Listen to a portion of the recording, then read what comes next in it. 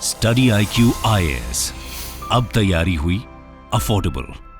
नमस्कार दोस्तों आप में से जिन लोगों ने भी फोर्ड की गाड़ियां चलाई हैं, आप सबको पता होगा कि फोर्ड क्या चीज़ है। मतलब जिस प्रकार का स्ट्रेंथ, जिस प्रकार की स्टेबिलिटी फोर्ड की गाड़ियों में होती है, वो शायद ही आज के डेट में बाकी गाड़ियों में आपको देखने को मिले। और इसी की वजह से 2021 में जब फोर्ड ने अनाउंस किया कि वो एग्जिट करेंगे भारत से, बहुत से लोगों को झटका लगा था। मुझे तो याद है एक दो लोगों को जिन्होंने जस्ट कुछ ही दिन पहले गाड़ी ली थी और पता चलता है कि फोर्ड जो है वो भारत में नहीं रहेगा। खैर, इन सभी के लिए एक बहुत बड़ी खुशखबरी है। फाइनली फोर्ड भारत वापस आ रहा है। जी हाँ, ये आप खबर देख सकते हो। Ford drives back to India, Chennai plant to reopen after 2 years। और इसी के बारे में हम डिटेल से जानेंगे और साथ ही साथ फोर्ड की जो स्टोरी रही है भारत के अंदर, वो भी मैं आपको बताऊंगा। बहुत ही इंटरेस्टिंग है कि आखिरकार क्या कारण रहा जिसकी वजह से फोर्ड फेल हुआ और क्यों अब वो भारत में एंट्री लेना चाहता है। तो काफ़ी कुछ आपको जानने को मिलेगा। चलिए आगे बढ़ते हैं, लेकिन उससे पहले मैं आप सबको ये भी बता दूं, देखिए स्टडी IQ के 10th एनिवर्सरी के मौके पर हम चाहते हैं कि आपको ज़्यादा से ज़्यादा डिस्काउंट मिले हमारे सभी कोर्सेज पर। और स्पेशली हमारा जो नया प्रतिज्ञा बैच स्टार्ट हो रहा है, इसमें सबसे खास बात यह है कि जो भी आप प्राइस दोगे इस समय, तो अगर आपका सिर्फ प्रीलिम्स भी क्रैक हो जाता है यूपीएससी का, तो पूरा का पूरा फीस आपको रिफंड कर दिया जाएगा। सिर्फ यही नहीं, यहां पर आपको 11,000 रुपीज कैश रिवॉर्ड जीत सकते हैं हर हफ्ते। जो यहां पर टेस्ट होगा, टॉप रैंक लाने वाले को ये रिवॉर्ड मिलेगा। और ये आपको यूज करना है कोड अंकित लाइव, ताकि आप मैक्सिमम डिस्काउंट ले सकें इस पूरे बैच पर। और ध्यान रखिएगा 15 सितंबर तक ये पूरा ऑफर वैलिड है। और इसका जो लिंक है वो कमेंट सेक्शन में दिया हुआ है। और इसके अलावा अगर आप MCQs अटेम्प्ट करना चाहते हैं तो मेरे इंस्टा पेज पर जाइए, वहां पर स्टोरीज में जितने भी MCQs हैं उसको भी आप अटेम्प्ट कर पाएंगे। तो चलिए शुरुआत करते हैं और सबसे पहले ये देखते हैं कि एग्जैक्टली हुआ क्या है। देखिए, ऑटोमेकर फोर्ड, उन्होंने अनाउंस किया है कि वो भारत के मार्केट में वापस आएंगे और बेसिकली उनका जो प्लांट है चेन्नई में, जिसको उन्होंने 2 साल पहले एक तरह से छोड़ने का प्लान बनाया था, उसको वापस से स्टार्ट किया जाएगा। और इसके लिए मैं आपको बता दूं, तमिलनाडु सरकार को ऑलरेडी फोर्ड ने लेटर ऑफ इंटेंट यहां पर दे दिया है। और आपको पता ही होगा कि जो तमिलनाडु के चीफ मिनिस्टर हैं MK स्टालिन, वो अभी US के दौरे पर गए हुए थे, तो वहां पर भी फोर्ड के लोगों से उन्होंने मुलाकात की थी। और आप देख सकते हैं कि ये जो चेन्नई का प्लांट है, वो जो स्टार्ट किया जा रहा है, उसका मेन पर्पज ये भी होगा कि दुनिया भर में जो गाड़ी की सप्लाई है वो चेन्नई के प्लांट से की जाएगी। मतलब मेड इन इंडिया जो गाड़ी है वो आपका दुनिया भर में जाएगा। खैर, क्वेश्चन ये है कि आखिरकार ये इतना मायने क्यों रखता है। देखो, मायने इसीलिए रखता है क्योंकि जब फोर्ड ने एग्जिट किया था 2021 में, तो इसकी वजह से बहुत से लोगों को शॉक लगा था। कई लोगों का सोचना था कि देखिए, फोर्ड भारत से कैसे एग्जिट कर सकता है। मतलब एक ऐसा मार्केट जो कि काफ़ी वास्ट है, बायर्स मतलब पोटेंशियल बहुत ज़्यादा है। अभी तो ये उभरता हुआ मार्केट है, लगातार डिमांड बढ़ने वाली है। और आपने देखा ही है पिछले 2-3 वर्षों में जिस प्रकार से गाड़ियां बिकी हैं भारत के अंदर, शायद ही किसी ने एक्सपेक्ट किया था। तो कहीं ना कहीं वो अपॉर्चुनिटी फोर्ड ने मिस की है। और इसीलिए कई लोग यहाँ पर ये सोच रहे थे जब फोर्ड एग्जिट कर रहा है कि क्या भारत में बिजनेस का एनवायरनमेंट कमजोर हो रहा है, यहाँ पर जो ऑटोमोटिव ग्रोथ स्टोरी है भारत की, क्या वो खत्म हो जाएगी। इस तरह के कई सारे सवाल पूछे जा रहे थे। लेकिन जैसा मैंने आपको बताया, पिछले 2-4 वर्षों में यहाँ पर जो कोरियन ब्रांड है किया मोटर्स, चाइनीज ब्रांड है MG मोटर्स, उन सभी का परफॉर्मेंस अगर आप देखोगे, ग्रोथ बहुत तेजी से बढ़ा है। और ये दिखाता है कहीं ना कहीं भारत के मार्केट का रेजिलियंस, कि यहाँ पर कई बार जो फॉरेन कंपनीज हैं वो अपना परफॉर्मेंस करने में नाकामयाब होती हैं। मतलब कि वो कर नहीं पाती हैं अच्छे से, भारत के मार्केट को नहीं समझ पाती हैं। और कई बार ऐसा लगता है कि क्या ये भारत की प्रॉब्लम है। नहीं, यहाँ पर अगर आप देखोगे तो वो कंपनीज कहीं ना कहीं इंडियन मार्केट को नहीं समझ पाई। खैर, यहां पर मैं आपसे चर्चा करना चाहता हूं फोर्ड स्टोरी के बारे में, जो कि भारत में रही है। देखिए, कई लोगों को शायद पता नहीं होगा कि फोर्ड का जो एग्जिट था 2021 में, ये पहला एग्जिट था। नहीं, ऐसा नहीं है। फोर्ड एक्चुअली अगर आप देखोगे तो भारत से 1953 में भी एग्जिट कर गया था, क्योंकि उनकी कंप्लेन आ रही थी कि बहुत सारे इंपोर्ट रेगुलेशंस लगाए जा रहे हैं। आपको याद ही होगा, जस्ट देश आज़ाद हुआ था उस समय, और उसके बाद से लगातार उनकी कंप्लेन आ रही थी। लेकिन वो हम उतना नहीं जानते हैं 1953 के बारे में। हम क्या जानते हैं 2021 में जो खबर आई थी, और वो काफ़ी ज़्यादा चली थी, क्योंकि यहाँ पर जो फोर्ड है उन्होंने 1990s में भारत में पहली फैक्ट्री बिल्ड की थी। और आप देख सकते सकते हैं कि ऐसा माना जा रहा था कि जो भारत का मार्केट है ये नेक्स्ट चाइना होने वाला है। जो इकोनॉमी है, क्योंकि 1990s में आपको याद हो तो जो हमारी इकोनॉमी है लिबरलाइज की गई थी, एलपीजी रिफॉर्म्स लाए गए थे, गवर्नमेंट जो है इन्वेस्टर्स को वेलकम करना चाहती थी, मिडिल क्लास के जो एक्सपेक्टेशंस है वो काफ़ी तेजी से बढ़ रहे थे, मतलब कंजम्पशंस बढ़ने वाले थे, और साथ ही साथ उनका डिस्पोजेबल इनकम बढ़ने की वजह से जो फॉरेन कार मेकर्स हैं उनको बहुत बड़ी अपॉर्चुनिटी लग रही थी। और इसी को देखते हुए फोर्ड ने सोचा कि वो भारत का 10% मार्केट कैप्चर कर सकता है और आगे चलकर ऑटोमोबाइल सेक्टर का एक मजबूत कड़ी बन जाएगा। लेकिन 2021 में जब यहां पर उसने एग्जिट किया तो आपको पता है उसका जो टोटल लॉस सामने निकल कर आया वो था $2 बिलियन का, और उसने ज्वाइन कर लिया बाकी के अमेरिकन ऑटोमोबाइल कंपनीज के। जैसे आपको पता होगा जनरल मोटर्स ने भी अनाउंस किया था कि वो एग्जिट कर रहे हैं, हार्ले डेविडसन ने भी अनाउंस किया, तो उसके बाद यहां पर फोर्ड ने भी अनाउंस कर दिया।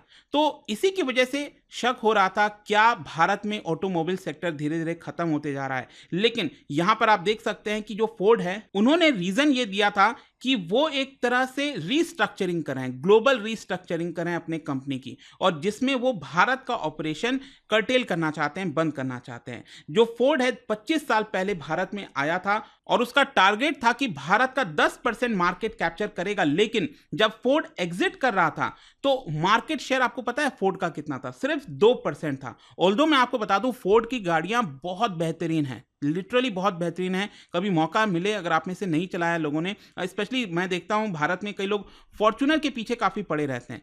आप कभी फोर्ड एंडेवर चला कर देखना, जैसे फॉरेन में उसका नाम एवरेस्ट है, एंड आई थिंक कि अभी जब नई गाड़ियां आएंगी फोर्ड एंटर करेगा तो एवरेस्ट नाम से ही भारत में वो लेकर आने वाला है, जो फोर्ड एंडेवर है, ठीक है। तो वो तो जबरदस्त है, मतलब उसके सामने तो फॉर्च्यूनर कुछ भी नहीं है, मैं आपको बता दूं। खैर यहां पर अगर आप देखोगे जो एक्सपेक्टेशंस लगाए जा रहे थे कि 2020 तक Bharat third largest car market बनेगा after China and United States, और भारत में 5 मिलियन गाड़ियां बिकेंगी हर साल। लेकिन अल्टीमेटली हुआ क्या, 2020 तक यहां पर जो गाड़ियों का सेल था हर साल करीब 3 मिलियन था, और भारत यूरोप और जापान से भी पीछे था। और भारत का कार मार्केट अगर आप देखिए तो mainly it was dominated by low cost small cars, और जिसमें मारुति सुजुकी एक बहुत बड़ा प्लेयर है। आपको पता ही है, देखिए मैं अभी की बात नहीं कर रहा हूं, अभी क्या है ना बहुत सारी चीजें चेंज हो रही हैं।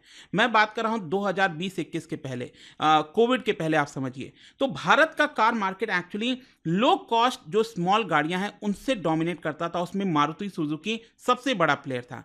क्वेश्चन ये है कि आखिरकार फोर्ड फेल क्यों हो गया। देखो यहाँ पर जो एनालिस्ट हैं, एग्जीक्यूटिव्स हैं, उनका कहना है कि उसने भारत के पोटेंशियल को मिसजज किया, और कहीं ना कहीं जो कॉम्प्लेक्सिटीज़ हैं ऑपरेट करने की, भारत के मार्केट को समझने की, वो ये नहीं कर पाया। क्योंकि भारत का जो कंज्यूमर है वो डोमेस्टिक प्रोक्योरमेंट को रिवॉर्ड देता है, मतलब उनसे ज़्यादा गाड़ियाँ खरीदता है।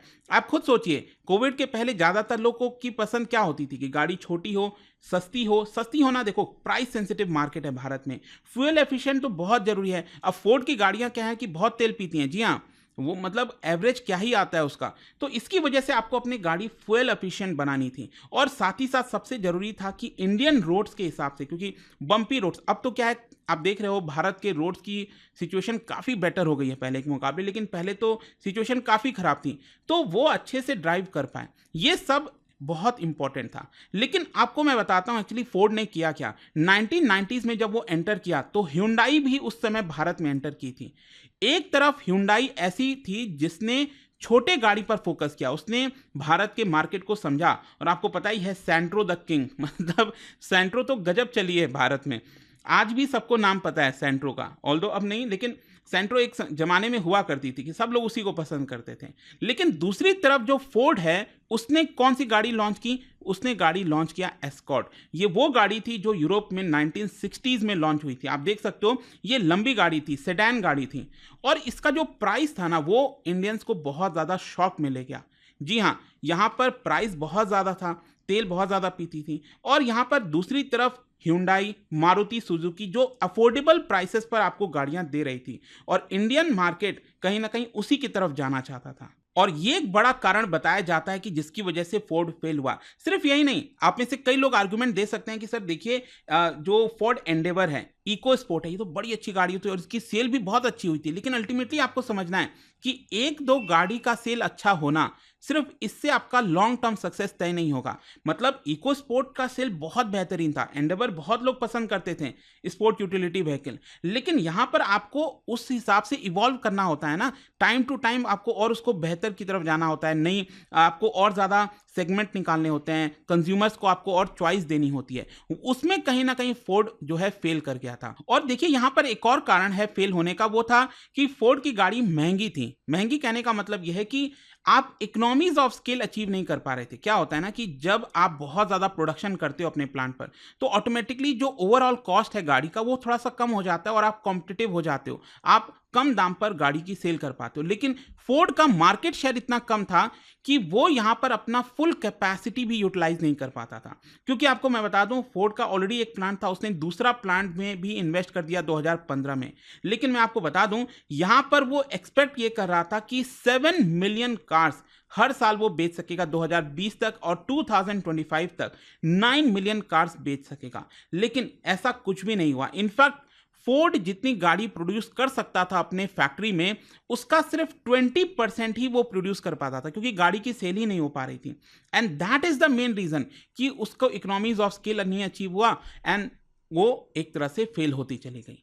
सो अब क्वेश्चन यहां पर फाइनली यह है कि क्यों फोर्ड वापस आना चाहता है। देखो, जब से फोर्ड गया था ना 2021 से, तब से यहां पर लगातार स्पेकुलेशन लगी रहे थे कि वो वापस आ सकता है। क्योंकि एक कारण बताता हूं, जब सरकार ने PLI स्कीम लॉन्च किया था EVs के लिए, तब यहां पर उसने अप्लाई भी किया, लेकिन बाद में उसको कैंसिल कर दिया। फिर उसके बाद यहां पर फोर्ड की री एंट्री का जो बातचीत है वो वापस से शुरू होने लगा, मतलब वो कभी खत्म नहीं हुआ। इनफैक्ट पिछले साल ही अगर आप देखोगे तो फोर्ड ने अपना जो चेन्नई वाला प्लांट है वो ऑलमोस्ट यहां पर बेचने की डील कर ली थी सज्जन जिंदल लेड JSW ग्रुप के साथ, लेकिन उसको फाइनली यहां पर रोका गया। पिछले साल फोर्ड ने जो प्लान किया था कि चेन्नई का जो प्लांट वो बेचेगा तमिलनाडु का, उसको उसने रोक दिया। ऑल्दो गुजरात वाला प्लांट जो है उसने बेच दिया था टाटा को, लेकिन चेन्नई का प्लांट उसने नहीं बेचा। और उसी के बाद से ऐसा लग रहा था कि फोर्ड कभी भी भारत के मार्केट में एंटर कर सकता है, और इसका मेन एंटर करने का मकसद है बिकॉज रिसेंट टाइम्स में जो सक्सेस मिला है किया मोटर्स को, MG मोटर्स को,